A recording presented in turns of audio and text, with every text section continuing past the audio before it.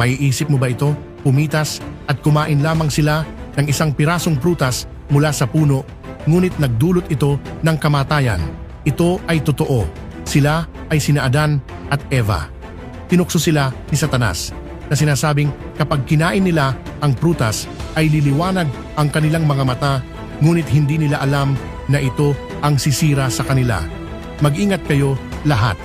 Hanggang ngayon, ginagamit pa rin ni Satanas ang parehong kasinungalingan upang tuksuhin tayo. Kapag may pera ka, nasa iyo ang lahat.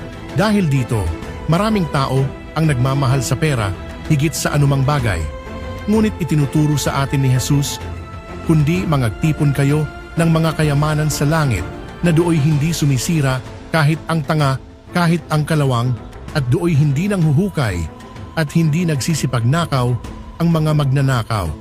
Panandalian lamang ang pera, ngunit ang iyong kaugnayan sa Diyos ay walang hanggan.